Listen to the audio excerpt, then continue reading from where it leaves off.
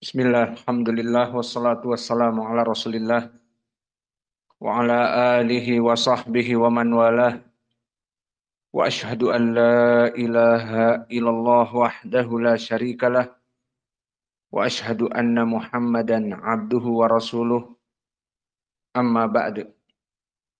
Alhamdulillah, fi hadhihi laylah bainal maghrib wa isya kita lanjutkan kajian di Fakultas Ilmil Aqidah dan Manhaj dari soal jawab tentang manhaj yang dijawab oleh Syekh Ahmad An-Najmi sebagai mufti di Najran di Saudiyah dari ulama ahli sunnah di zamannya.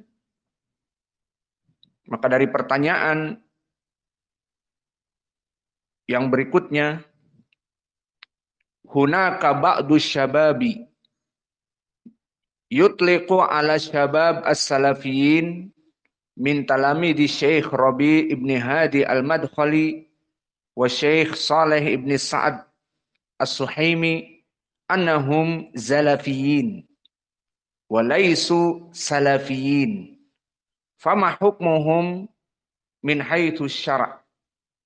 Pertanyaannya, maka di sana ada sebagian dari para pemuda yang mana mereka memutlakkan ucapan kepada para salafiyin yang manhajnya jelas dari murid-murid Syekh Rabi Ibnu Hadi Al-Madkhali dan murid dari Syekh Saleh Ibnu Sa'ad As-Suhaimi.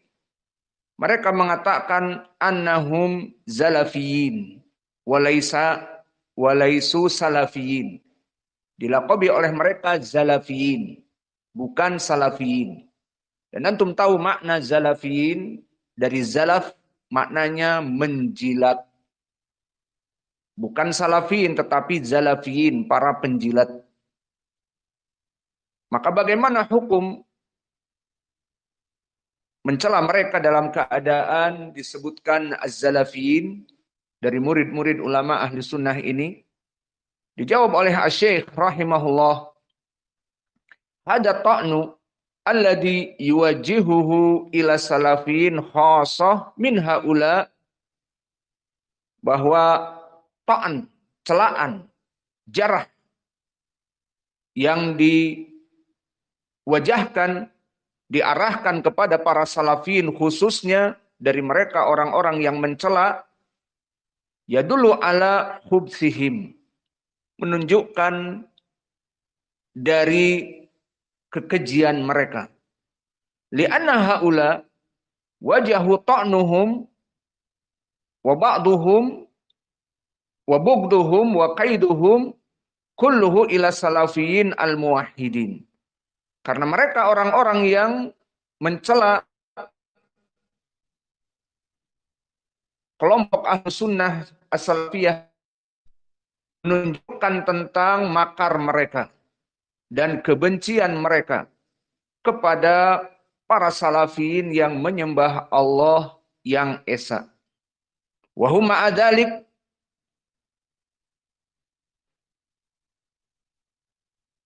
yu'akhuna wa yata'awanuna ma'a jami' al-fi'at al-mubtadi'ah. Dan sangat miris dari mereka di saat mereka mencela kelompok ahlu sunnah dari murid ulama ahli sunnah, dicela dengan ucapan yang buruk, bukan salafin tetapi zalafiyin, para penjilat. Maka mereka dengan miris justru malah mengambil persaudaraan dan saling tolong menolong bersama kelompok-kelompok al-mubtadi'ah. Hatta ma'ar-rafidah. Bahkan sampai mereka bekerja sama dengan kelompok asy-syiah ar-rafidah. Fa'amaluhum hada amalun batilun la yajuz lahum. Maka perbuatan ini dengan mencela kelompok salafiyin tidak boleh bagi mereka. Dan perbuatan ini perbuatan yang batil, tidak boleh bagi mereka melaksanakan yang demikian. Wa qauluhum hadza qaulun batilun. Maka ucapan mereka itu ucapan yang batil. Wal haqiqah anat tazalluf. Maka pada hakikatnya ucapan mereka mengatakan az-zalafi, bahwa hakikatnya at-tazalluf, bahwa pada hakikatnya penjilatan itu huwa fima yadhabuna ilaihi. Maka penjilatan itu dari apa-apa yang mereka mengarah kepadanya. Jadi kelompok hizbiyah mereka ke arah ini. Wa ya'taqidunahu minal hizbiyah. Dari apa-apa yang mereka yakini tentang kelompok al-hizbiyah, kelompok golongan. Wa atba'uhum li aqwal kibarihim. Yang mana mereka pada hakikatnya benar-benar penjilat.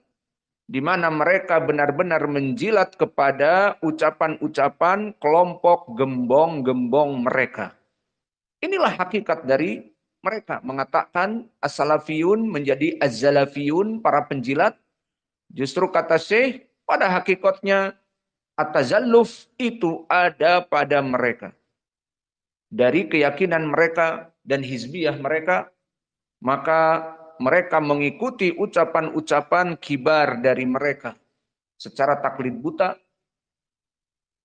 Wa inna lillahi wa inna ilaihi raji'un.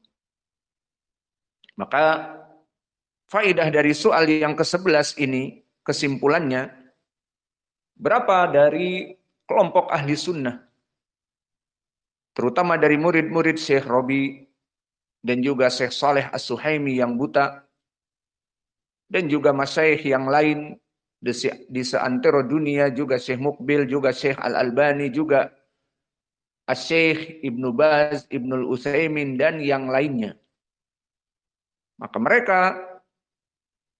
adalah ahli sunnah. Namun kelompok al-hizbiyah melakobi mereka bukan salafi tetapi zalafi. Maksudnya zalaf menjilat. Mereka adalah para penjilat.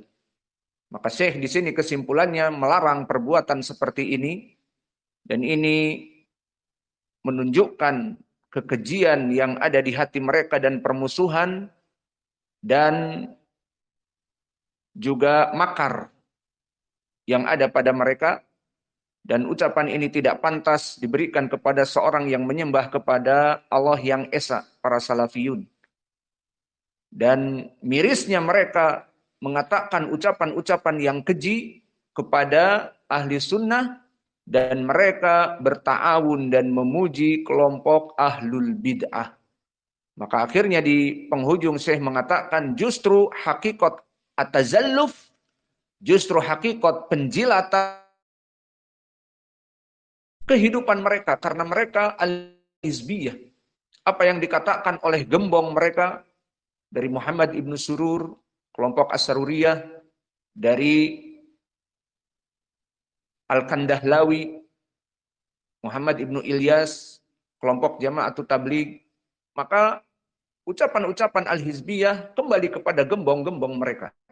Ikhwanil Muslimin dari Hasan al-Banna juga mereka ambil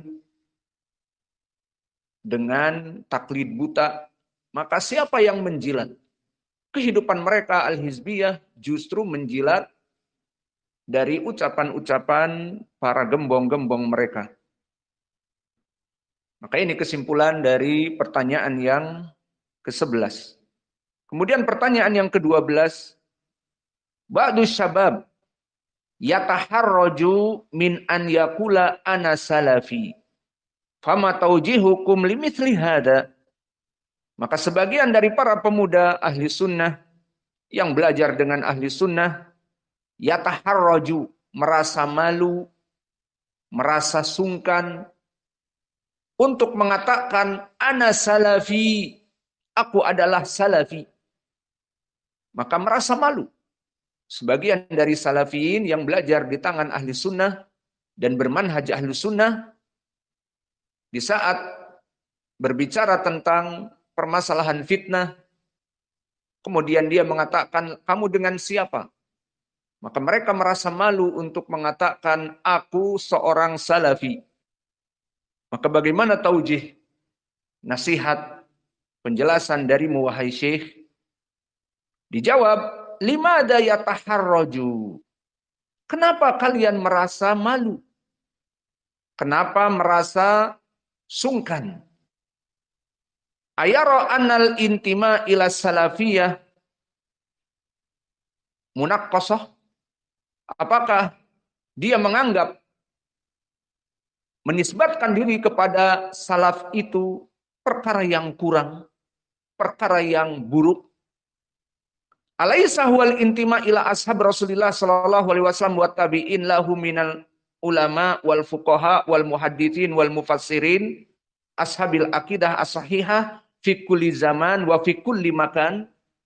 Maka apakah mereka mengira bahwa dengan merujuk kepada kalimat as-salaf, yakni kepada para sahabat dan para tabi'in dan para ulama yang mengikuti manhaj as-salaf dari para fuqaha dan muhaditsin dan mufassirin dan kelompok yang mempunyai akidah yang benar di setiap zaman dan di setiap waktu, alladzina yattabi'unal haq min kitabillah wa min sahih sunnati Rasulillah sallallahu alaihi wa ala alihi wasallam, yang mana mereka itu mengikuti al-haq dari Al-Qur'an dan dari sunnah yang sahih ala fahmi salafus saleh, sesuai dengan pemahaman as-salafus saleh. Maka apakah berintima merujuk kepada mereka itu membuat kamu malu? Maka di sini Asy-Syaikh mengisyaratkan kepada at-Taifah al-Mansurah. Seperti hadis yang sering kita ulang, hadis ini mutawatir. Datang lebih dari 8 sahabat. Yang mana hadis ini kebanyakan muttafaqun alaih. Nabi bersabda, la tazalu ta'ifatun min ummati zahirina 'alal haqq la yadurruhum man khalafahum wa khadalahum ila yaumil qiyamah wa hum shagir wa hum zahirun. Maka Asy-Syaikh mengisyaratkan kepada hadis yang kami baca tadi. Maka kami telah jelaskan di muqaddimah bahwa kita membaca ucapan Asy-Syaikh dan menerjemahkan. Dan jika ada hadis-hadis yang disebutkan oleh Syekh secara lafaz, kita keluarkan tahrijnya. Dan jika ada isyarah tidak secara lafaz seperti di sini, maka apakah merasa malu di mana kita menisbatkan kepada para sahabat dan tabi'in serta itba'ut tabi'in dan diikuti oleh para fuqaha al-muhaditsin, ahli sunnah wal jamaah, para ulama di setiap zaman dan waktu. Nah, di sini Syekh mengisyaratkan kepada hadis yang dinamakan dengan at-Taifah al-Mansurah. Maknanya kelompok yang anytime, anywhere. Selalu ada pada setiap zaman, setiap waktu. Dan mereka itu dijaga oleh Allah. At-Taifah al-Mansurah maknanya kelompok yang dijaga oleh Allah. Yang ditolong oleh Allah. Maka kelompok ahlul bid'ah di zamannya banyak. Kelompok kufar, musyrikun di zamannya banyak.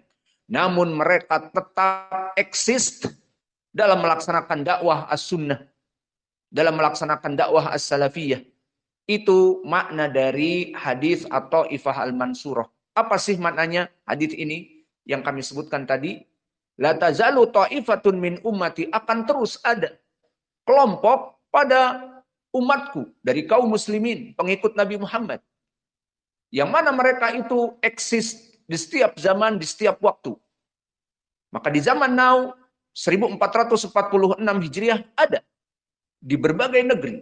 Dan di zaman nanti, setelah next generation kita, terus akan ada. Dan tidak mesti di Arab, bisa jadi di negeri ajam, seperti di Asia Tenggara kita ini, atau di Europe, di Prancis, Eropa, Britania, dan yang lainnya. Atau in United States, di Amerika, United States, dan seterusnya. Maka dakwah mereka akan terus berjalan. Maka ini isyarah Syekh kepada hadis at-Taifah al-Mansurah, dan telah kami sebutkan di pelajaran yang lalu dari tafsir siapa itu at-Taifah al-Mansurah, dikatakan oleh gurunya Imam Al-Bukhari Ali ibn al-Madini, hum ahlul hadis, hum ahlu al-ilm. Dan dikatakan oleh Imam Al-Bukhari di saat meriwayatkan hadis ini di sahihnya, Imam Al-Bukhari mengeluarkan di sahihnya di antaranya hadis Jabir. Di sahihnya dari hadis Jabir. Maka dikatakan di hadis Jabir, siapa mereka? Hum ahlul ilm. Hum ahlul hadis. Mereka adalah ulama ahlul hadis. Dan mereka para ulama ahlu sunnah. Maka kenapa disebutkan oleh para ulama atau Taifah al-Mansurah yang menjaga agama ini, mereka para ulama yang benar-benar alim ulama, disifati ahlul hadis karena keagungan ahlul hadis, di mana orang ini benar-benar mumpuni ilmunya, bukan hanya sekedar dai-dai yang hanya belajar beberapa tahun atau bahkan dai instan yang baru kemarin bergelut dengan al-hizbiyah ataupun dengan kelompok-kelompok sesat, kemudian setelah itu baru berpindah. Tidak, tetapi mereka ulama al-mubarrizin.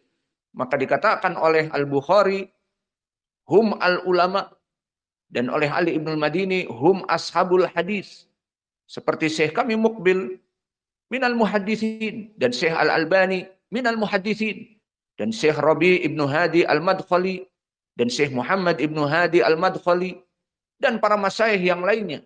Syekh Abdul Muhsin al-Abbad juga, yang sudah sangat tua, dan begitupun Syekh Saleh Fauzan.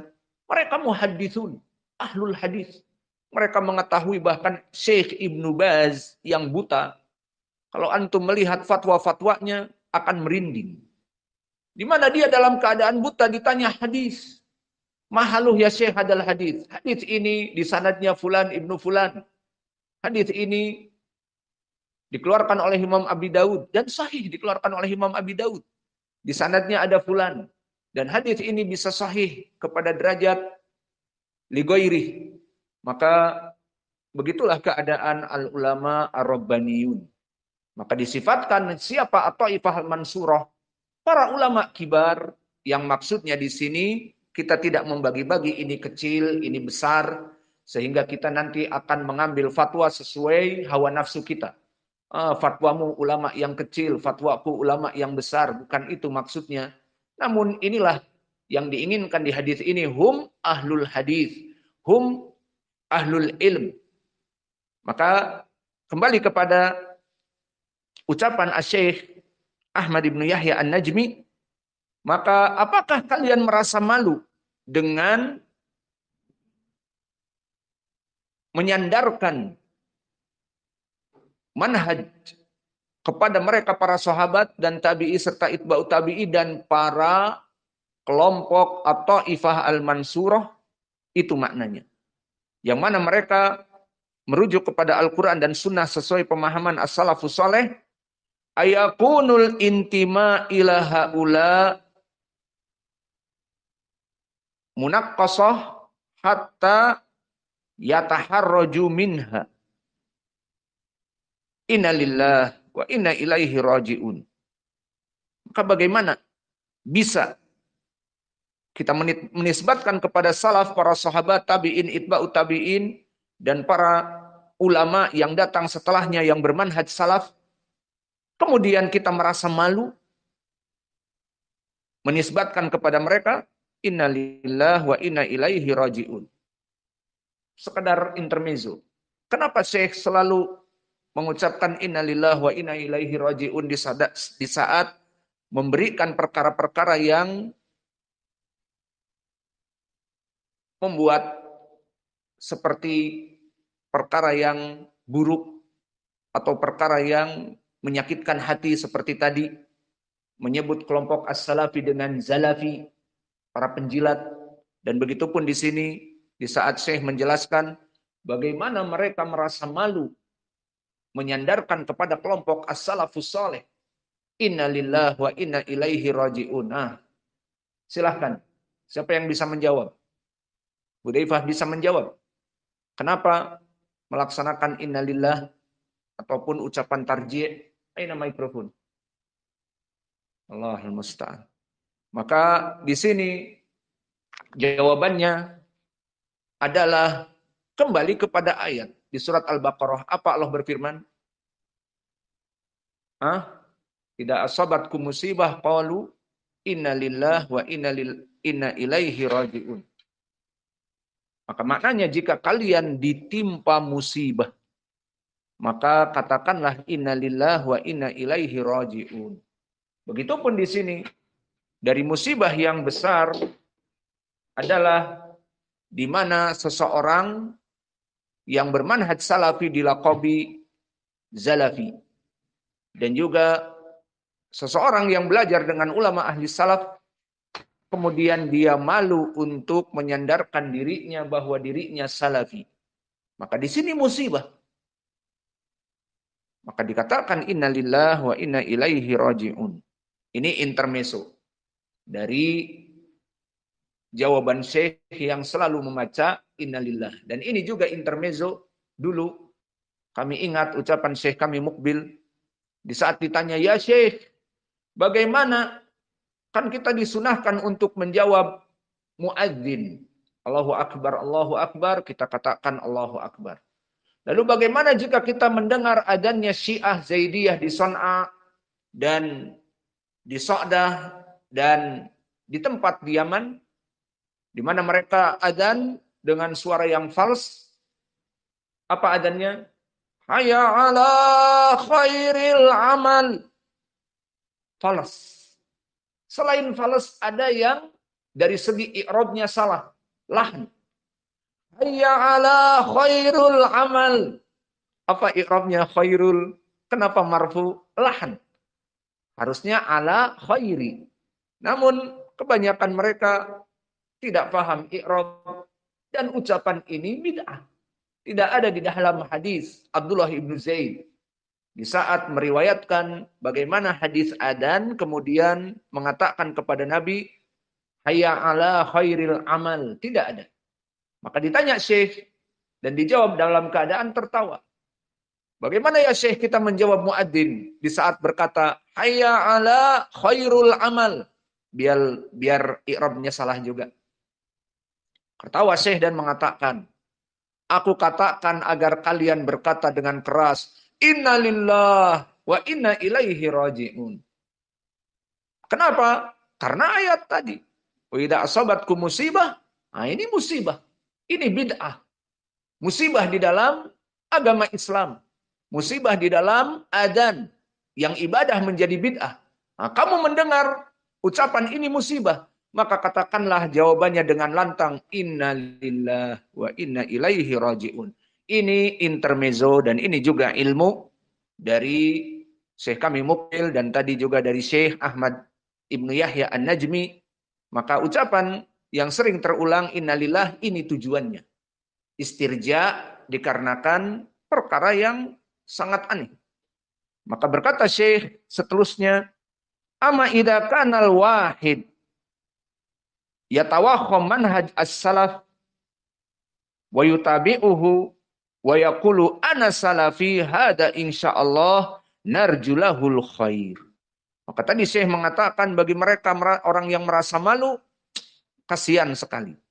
Adapun bagi mereka yang mana seseorang dalam keadaan bermanhaj salaf dan mengatakan ana salafi hada insyaallah narjulahul khair, maka kita mengharap kepadanya kebaikan insyaallah.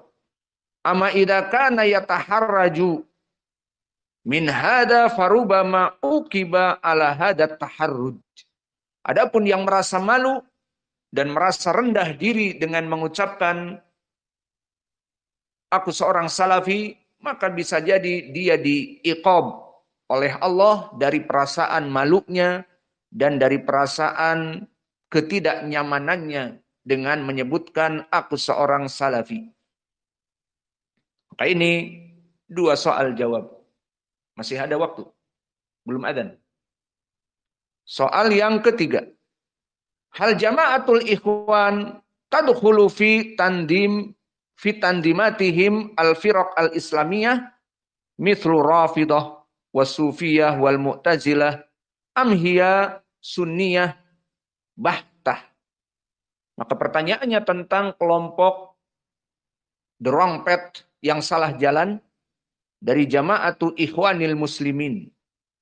Maka kelompok ikhwanil muslimin dipertanyakan di sini, apakah mereka termasuk seperti dari kelompok sesat ar-rafidah, as-sufiyah, al-mu'tazilah, atau ikhwanil muslimin kelompok sunnah sejati? Dijawab oleh Syekh rahimahullah, hum bi anfusihim ya'tarifuna bihada. Wa ba'dul ladina kharaju min bainihim ya'tarifuna bihada. Maka mereka, orang-orang ikhwanil muslimin, mengetahui keadaan mereka secara hakikoh. Namun mereka susah untuk keluar misalnya. Dan bahkan dari mereka orang-orang yang keluar dari kelompok ikhwanil muslimin, mereka hakikatnya mengetahui bahwa mereka bukan dari kelompok sunnah.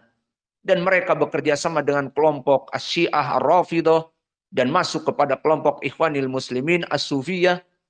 Maka kelompok ikhwanil muslimin itu bukan dari sunnah.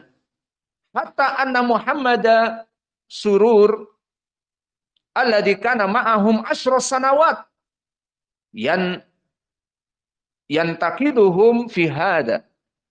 Dan bahkan lihat Syekh mencontohkan permasalahan ini kepada Muhammad ibnu Surur. Siapa itu Muhammad Surur? Mereka atau Muhammad Surur adalah Muhammad ibnu Surur Zainal Abidin. Yang mana dia 10 tahun lebih berkecimpung di Ikhwanil Muslimin. Kemudian keluar dari Ikhwanil Muslimin dan mengaku mengarah kepada salaf, jadi salafi, namun kesalafiannya belum benar. Karena baru keluar dari Ikhwan dan dia ingin menjadikan dirinya menjadi tokoh. Dan akhirnya dia memberikan sumbangan pemikiran-pemikiran yang tidak benar. Kebanyakan mereka at-takrib, mendekatkan antara kelompok as-salafi dengan kelompok ikhwanil muslimin. Itulah Muhammad ibnu Surur dinamakan kelompoknya as-sururiyah.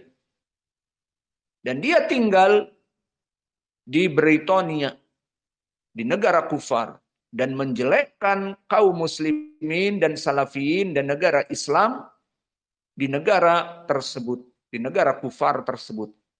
Maka ini keadaan Muhammad ibnu Surur. Maka di sini Asy-Syaikh memberikan faidah kepada kita bahwa kelompok ikhwanil muslimin, kelompok yang jelas bukan sunnah, diketahui oleh pengikut mereka yang belum taubat dan yang sudah keluar. Seperti Muhammad ibnu Surur, yang dulu 10 tahun dengannya. Dan dia mengucapkan ucapan membantah ikhwanil muslimin. Dari ucapannya, inna jama'ata yajtami'u fiha salafi wa sufi wa mu'tazili wa kada wa kada. Hadhihi jama'ah la yurjalahan najah. Maka jamaah kelompok ikhwanil muslimin terkumpul padanya ada yang ngaku salafi, ada yang sufi, ada yang mu'tazili. Demikian dan demikian, maka hadhihi jamaah kelompok ikhwanil muslimin ini la yurjalaha an-najah. Tidak bisa diharapkan dalam kebaikannya ataupun keselamatannya. Au kalaman nahu hada. Maka ini penukilan Syekh dari ucapan Muhammad ibnu Surur, dari intiqadatnya, dari bantahannya kepada kelompok ikhwanil muslimin setelah dia keluar. Maka berkata Syekh, la syakka anna hada syai'un ma'ruf anhum wa kibaruhum ya'tarifuna bihi. Maka tidak ada keraguan bahwa perkara ini, bahwa mereka itu bukan dari kelompok Ahlus Sunnah, perkara yang sangat jelas. Dan gembong-gembong mereka mengetahui keadaan Ikhwanil Muslimin pada hakikatnya. Dari kali anahum yakulun ana haula kulluhum muslimun. Maka karena mereka itu mengatakan kita semua, mereka itu adalah semuanya muslim. Jadi as-sufi muslim, jamaah tabligh muslim, kelompok khawarij pun yang mendemo dan mengkudeta pemerintah muslim, dan kelompok yang lainnya seperti Ar-Rafidhah muslim. Nah, di sini kenapa dikatakan mereka kelompok Ikhwanul Muslimin? Karena Brotherhood of Islam, persaudaraan se-Islam. Jadi sesama kita muslim, diamlah. Jangan kita ini saling gontok-gontokan, saling mencela sesama muslimin. Maka ini dikatakan oleh Syekh, maka dari mereka kebanyakan mengetahui kenapa? Karena mereka mengatakan kita semuanya muslim. Ikhwanul Muslimun itu adalah partai ataupun kelompok yang mana menganggap semua kelompok-kelompok sesat adalah muslim. Fajumi'a hadhil fi'at al-mukhtalifah fil i'tiqadat wal intimaat ma huwa al-maqsud minhu. Maka mereka mengumpulkan manusia-manusia yang manhajnya berbeda, dikumpulkan dalam bendera Ikhwanil Muslimin. Bahkan disebutkan oleh Syekh kami Mukbil dan yang lainnya, di parlemen-parlemen Ikhwanil Muslimin atau partai-partai Ikhwanil Muslimin, bahkan kebablasan, bahkan Nasoro. Sehingga Nasoro pun dimasukkan kepada partai mereka karena tujuannya politik. Maka Syekh di sini menyebutkan, mahual maksud minhu, apa tujuannya mereka mengatakan semuanya Muslim dan seterusnya, dan tidak ada perbedaan di antara kita dari segi manhaj. Al-maksud minhu indal ikhwanin an yuksira adadahum indat taswid fil barlamanat. Maka ini tujuannya politik. Agar kelompok Ikhwanil Muslimin diam dari permasalahan manhaj, agar tidak memecah belah dari anggota-anggota mereka, sehingga mereka mendapatkan suara yang banyak di kursi parlemen. Ini tujuannya politik. Maka hakikat dari dakwah Ikhwanil Muslimin seperti disebutkan oleh para ulama, di antaranya Syekh kami Mukbil dan para masyayikh yang lainnya, kembali kepada ucapannya dari Hasan Al-Banna. Dia mengatakan hakikat dakwah kita Ikhwanil Muslimin adalah dakwah sia-sia. Dakwah politik, partai. Maka kelompok Ikhwanil Muslimin yang ada di berbagai negeri, namanya beda-beda, di Indonesia beda namanya, namun arahnya sama. Di Amerika beda namanya, di negeri-negeri kufar yang berpolitik Islam, namanya beda, maka semuanya sama. Mereka tidak peduli kepada kelompok-kelompok yang berbeda-beda, dari Syiah, dari Sufiyah, semuanya dianggap sama. Yang penting sama-sama menegakkan daulah Islamiyah. Ini yang mereka inginkan.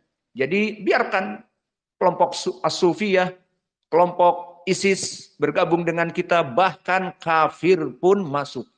Dan ini bagi mereka yang mempunyai kelompok Ikhwanil Muslimin di negeri kufar, maka tidak sedikit dimasuki oleh orang-orang kufar dari kelompok partai ini yang untuk tujuannya mendapatkan kursi yang banyak. Maka saya menyebutkan kenapa tujuannya an yuksira adadahum indat taswid fil barlamanat, agar mereka mendapatkan kursi parlemen yang banyak. Jadi nggak boleh di antara kita saling mencela. Allati yabnuna 'alaiha al-aqdamiyah ay ala kathratil aswat sawa'un kanat lil fi'at aw lil ashkhas fahum yaqsuduna hada wa inna lillahi wa inna ilaihi raji'un. Maka ditutup ucapan oleh Asy-Syaikh bahwa tujuan mereka Ikhwanil Muslimin untuk membungkam dari berbicara buruk kepada kelompok-kelompok yang berbeda dari kelompok Al-Mu'tazilah, Asy-Syiah, Ar-Rafidhah, tujuannya agar mendapatkan suara-suara yang banyak. Fahum yaqsuduna hada. Maka mereka menginginkan perkara ini dan kembali Syekh mengatakan wa inna lillahi wa inna ilaihi raji'un. Kenapa diulang lagi? Karena perkara ini perkara yang buruk, perkara fitnah, perkara musibah. Maka idza asabatkum musibah qalu inna lillahi wa inna ilaihi raji'un. Jika kalian melihat musibah di dalam agama agar mengucapkan inna lillahi wa inna ilaihi raji'un. Maka ini soal yang ketiga di malam ini. Maka kesimpulannya barakallahu fikum dari pertanyaan yang ketiga ini, jamaah Ikhwanil Muslimin, apakah sunnah bahtah? Dia itu sunnah yang asli? Jawabnya bukan sunnah. Bahkan kelompok ini kelompok dari intinya siasah politik. Sehingga di kelompok mereka bercampur baur dari sufi, dari salafi, dari ikhwani, dari ISIS, dan yang lainnya.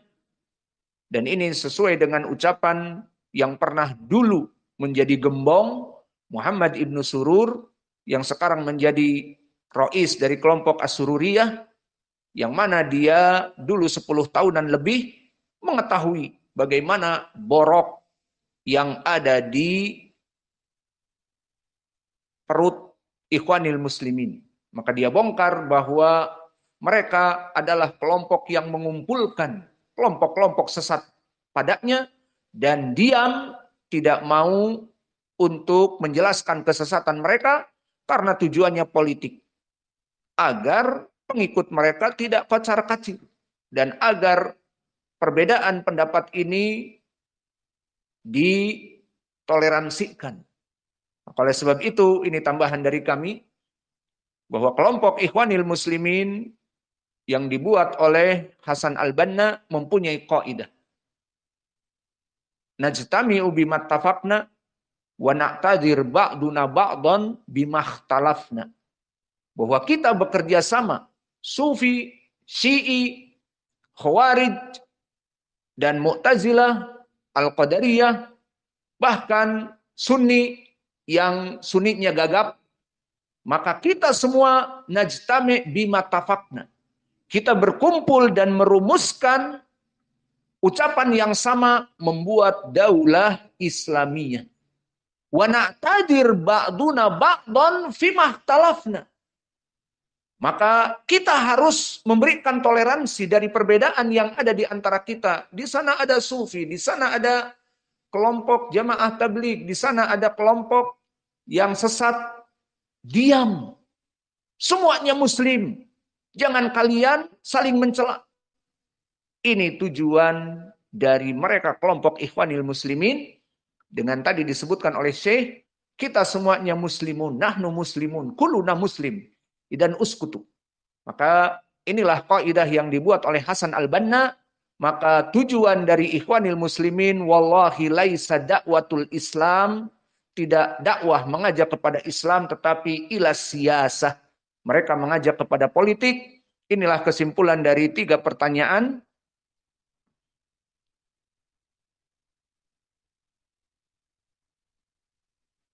Maka mungkin kita cukupkan karena sudah adzan Isya. Wa naktafi ilahuna wa jazakumullahu khaira wa barakallahu fi ilmikum. Subhanakallahumma bihamdika asyhadu an la ilaha illa anta astaghfiruka wa atubu ilaik.